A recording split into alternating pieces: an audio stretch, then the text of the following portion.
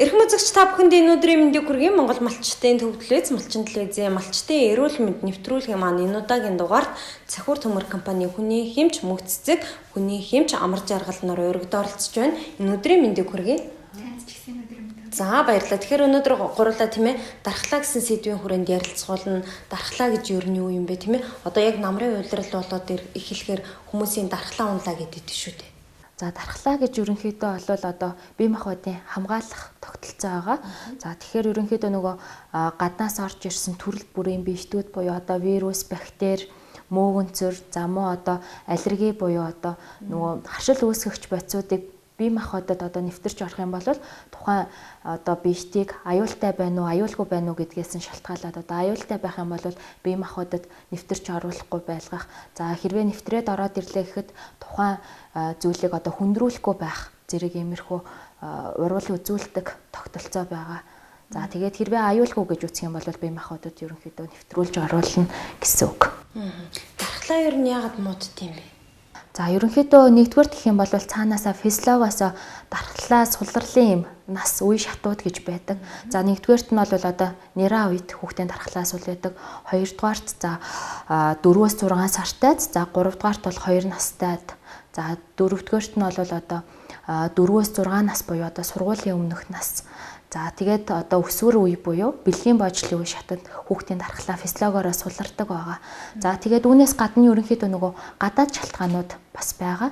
За тухайлах юм бол одоо ачаалал дэх өртөх буюу одоо стресстэй байх, хичээлийн ачаалал тий.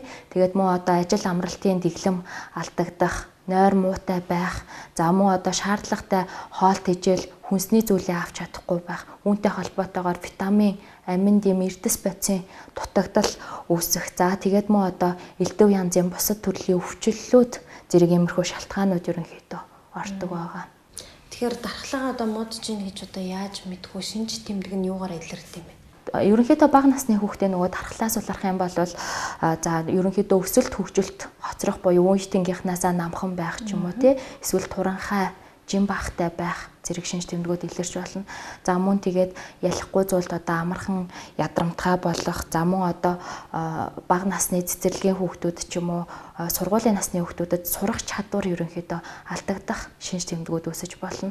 За тэгээд арьсны төрөл бүрийн өвчлөлүүдэд бас өртөмтгий болох. За үүнд нь бол одоо нөгөө арьсны харшлууд байж болно. За мөн одоо нөгөө хатиг буглаа ойр ойрхон ихээр гарах ч юм уу иймэрхүү шинж тэмдгүүд илэрч болдог байгаа.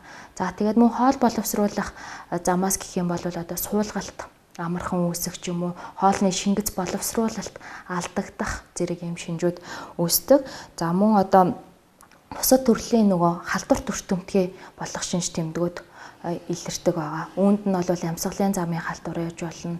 За мөн одоо нөгөө чих хамар хоолой өвчлөлүүд зэрэг ийм өвчнүүд орно. Мөөгөнцөрт амархан өртөмтгий болох.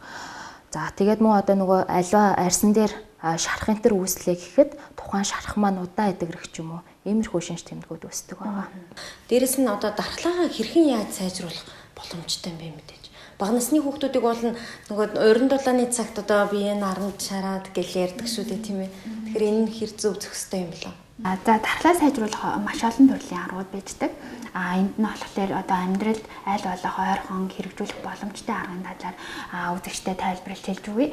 За хамгийн эхлээд болохоор хүний нойр сайн байх юм бол дархлаа маш сайн байж идэг. Одоо жишээлх юм бол хүний насанд тохироод хүмүүс унтах ёстой цаг гэж байж идэг. Ялангуяа одоо нөгөө сургууль цэцэрлэг орох байгаа үед болохоор бага насны хүүхдүүдийг илүү сайн унтаж амрааж авах юм бол өвчин тусахгүй тий байх боломжийг олгож өгдөг. Жишээлбэл одоо 6-аас 12 настай хүүхдүүд өдөрт хэдэн цаг унтах ёстой вэ гэвэл хамгийн багадаа 9 цагаас 11 цагийн хооронд ингэж унтаж амарч явах ёстой гэдэг. Энэ хугацаанд нь болохоор одоо тий хүний мэдрэлийн тогтолцоо амарч идэг, бие махбод нь тайвширч амарч идэг. Мөн одоо нөгөө дархлаа тогтолцоо нэгтгэвчээд эсүүдийн үйл ажиллагаа хийм болж өгч идэг байгаа. За хоёрт болохоор одоо нөгөө дасгал хөдөлгөөн нь болохоор дархлааг маш сайн нэмж өгч идэг. Энэ нь болохоор одоо хүүхэд ч гэлтгүй одоо бүх хүмүүс хамгийн багадаа тэ өдөрт нэг 30-аас 45 минутын идэвхтэй дасгал хөдөлгөөн хийх юм бол тэгээ бодис солилцоо эрчимжид дархлаа сайжирч өгдөг байгаа. Одоо жишээлбэл нөгөө бага насны хүүхдүүдийг мэдээж нөгөө дасгал хөдөлгөөн гэхэлэр тухайн хүүхэд маань тэ ганцаараа хийж болохгүй. Мэдээж нөгөө яг том хүмүүстэй адилхан одоо зорилготойгоор те нэг 30-40 минут дасгал хийн гэсэн тийм юу байдгүй учраас одоо эцэг эхчүүдтэй хэлэхэд хүүхдүүдтэйгээ хамт те дасгал хөдөлгөөнийг хийх хэрэгтэй, хамт алхах хэрэгтэй. Тэгж явах хугацаанд хүүхдтэйгээ одоо нөхөрсөг харьцаа тогтоогоод хүүхдтэйгээ харилцаж чадах юм бол бас нөгөө дархлаагаа энгийнээр дэмжих тийм арга болж өгдөг байгаа. За мөн одоо нөгөө намрын улирал эхэлж байна. Энэ үед болохоор одоо нөгөө нэг оройд өглөөдөө ч юм уу те одоо сэрүүн болж ирж байгаа. Энэ үед нь хүүхдийн хувцлалтанд нь маш сайн анхаарах хэрэгтэй. Хүүхэд одоо даарах юм уу эсвэл хит их халууцах юм уу энэ тохиолдолд дархлаа өөрөө суларч идэг.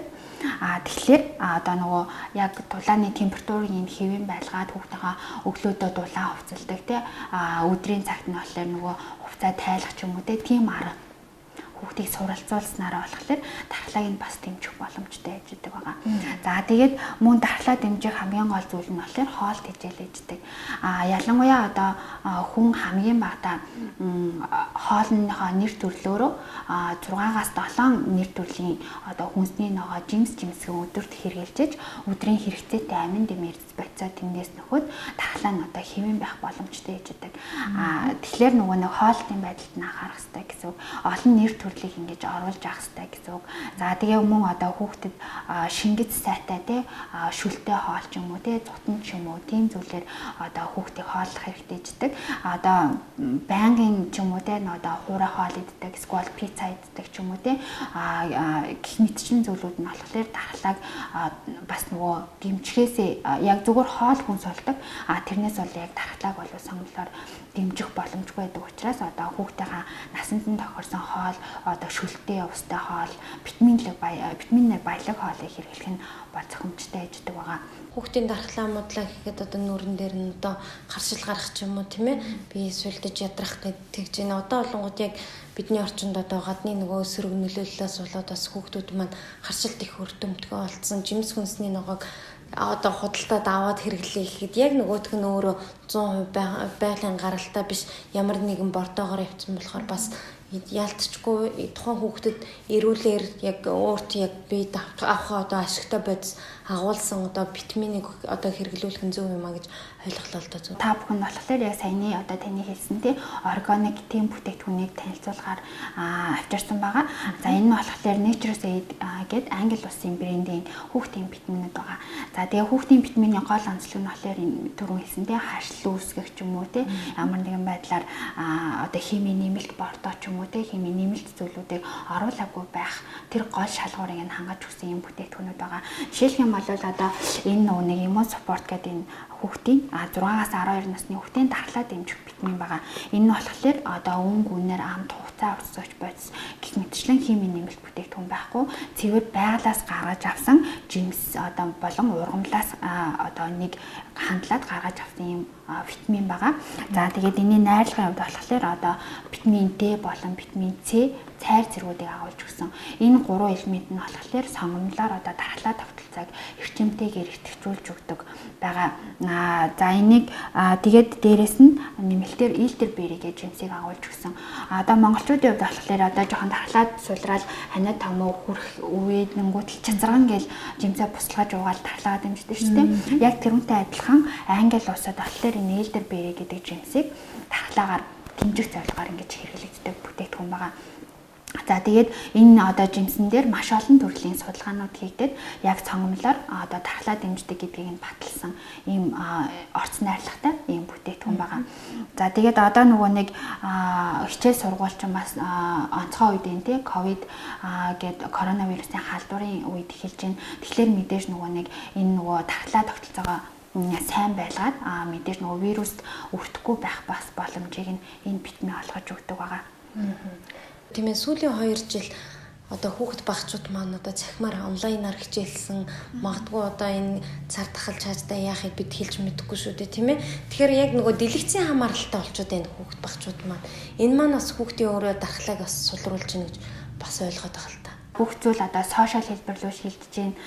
За хүүхдүүд болохоор компьютер, гар утас, таблет гээд бүх зүйлүүдтэй гээд ингээд хандаад ирж байна. Энэ нь өөрөө одоо хүүхдийн одоо тархины мэдрэлийн хэсэд нэлээд маш том ачааллыг үүсгээд тархлааг цомлоор одоо ингээд муудаж идэг. Тэгэхээр бид нар тэндээс урьдчилан сэргийлээд мэдрэлийн амраах хэрэгтэй.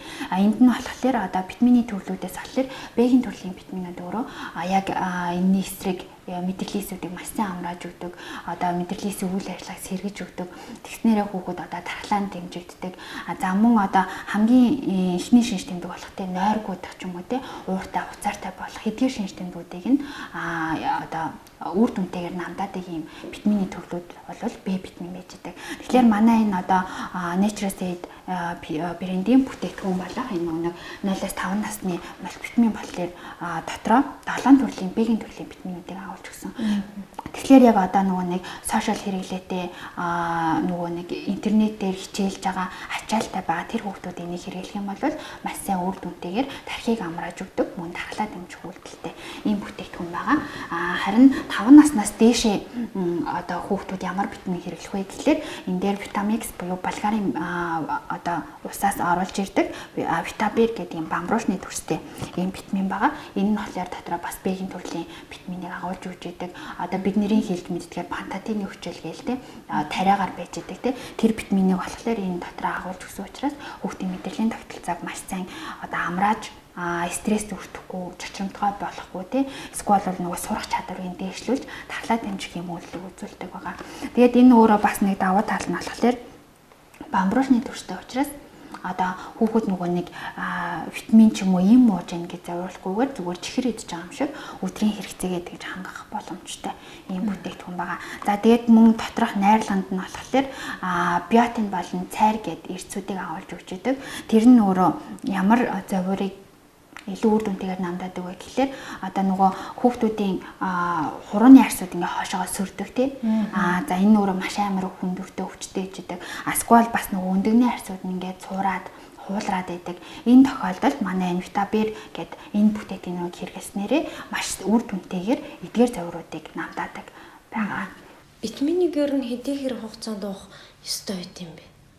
Тэр нь болохоор одоо тухайн хүүхдийнхаа хэр их витамины дутагдалд орсон байна гэдгээс шалтгаалаад харилцаа адилгүй өөр зөвлөгдөө явцдаг. Харин манай энэ одоо витаминууд болохоор 100% одоо яг урьдчилан сэргийлэх тунгаараа байдаг учраас тогтмол хэрэглэх боломжтой ийм бүтээгдэхүүнүүд байгаа. За тэгээд органик бүтээгдэхүүнүүд учраас одоо энэ дотор нь орж байгаа найрлагуудын хувьд харьцангуй бага тунтай байждаг. Харин одоо ямар нэгэн химийн нэмэлт бүтээгдэхүүн агуулсан өнгө үнээр хамт хуцаа урсгаж оруулсан бүтээгдэхүүнүүд маш өндөр тунтайгаар найрлагууд нь харагдчихдаг. Тэр нь өөрөө яг нөгөө нэг үйлдэлээ үзүүлж чадахын үйлдэл үзүүлэхийн тулд өндөр тунтайгаар оруулдаг. Харин манайх бага тунтай мөртлөө үйлдэлээ яг тэр үнэтэйгээр адилхан дүүцгүүж тэрнээс илүү үр дүнтэйгээр үзүүлэх тийм боломжийг бас олгож өгдөг байхгүй. Тэгээд яг урьдчилан сэргийлэх бага тунтай учраас витамины илүүдэл үүсэхгүйгээр бас даваа талтай ийм бүтээгдэхүүн байгаа. Дархлаас улархаар бас хүүхдийн өсөлт удаашрдаг тийм ээ. Тэгэхээр үүнээс бас урьдчилан сэргийлэх боломж үйт юм байна. За дархлаа дэмжих нөгөө дээр дурдсан аргыг хэрэглэхээс гадна нөгөө өдөр тутамдаа нэмэлтээр амин дэм эрдэс байцыг ерөнхийдөө авч явах юм бол тохиромжтой гэдэг байгаа шүү дээ. Хоолт ижлээс авч чадахгүй байгаа тохиолдолд.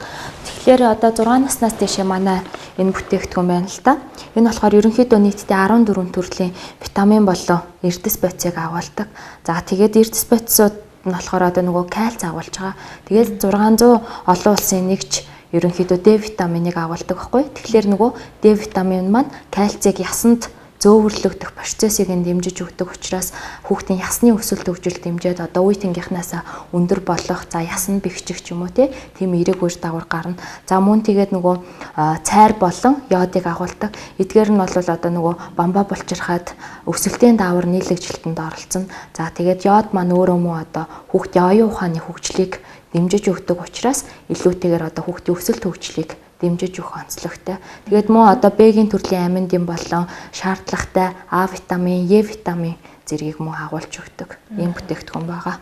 Тэгэхээр бага насны хүүхдүүд маань одоо хичээл сургууль орох гэж байгаа тийм ээ. Дээрэс нь яг нөгөө цэцэрлэг сургуулийн бага ангийнхан маань бас ясны одоо шүдний ургалт их муутай байдаг хүүхдүүд маань бас хэрэглэх боломжтой нөгөө шүдэн харалцсан эсвэл байн гундаг хүүхдүүд байдаг шүү дээ шүдэн. эхлэх яах вэ? Хэрэглэх боломжтой. Тэгээд ерөнхийдөө нөгөө хүүхдийн эрчимтэй өсөлтийн үе шатууд байдаг.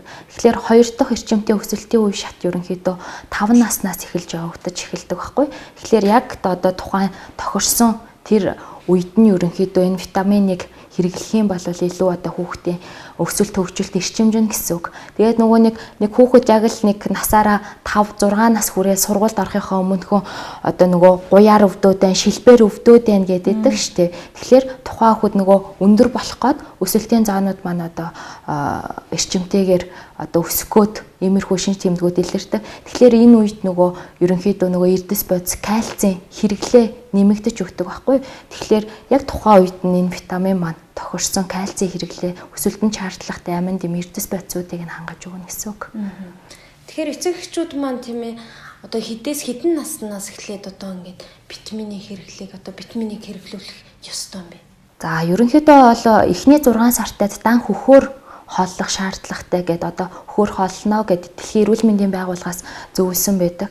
Тэгэхээр энэ үед бол ээж өөрөө амин дэмийг хэрэглэснээр хүүхдтэй хөхний сүгээрээ дамжуулж шаардлагатай амин дэм эрдэс бодисыг нь ерөнхийдөө хэрэглэнэ гэсэн үг. За хэрвээ тэгээд үнэхээр одоо шаардлагатай байх юм бол манай энэ улаан өнгийн 3 сартаагаас 5 нас хүртэлх хүүхэд хэрэглэж болдог амин дэмийг ерөнхийдөө 3 сартаагаас нэмэлт байдлаар бас хэрэглэх боломжтой байгаа. За баярлалаа бидний урилгыг хүлээн авч ирсэнд. Баярлалаа. Үзэгчтэй малчтын эрүүл мэнд нэвтрүүлгийн маань энэ удаагийн дугаар Цахиур төмөр компани хүний хэмж, мөнх цэцэг, хүний хэмж, амар жаргалнаар дархлаа сэдвийн хүрээнд мэдээлэл зөвлөгөө хүргэлээ. Дараагийн дугаар хүртэл түр баяртай.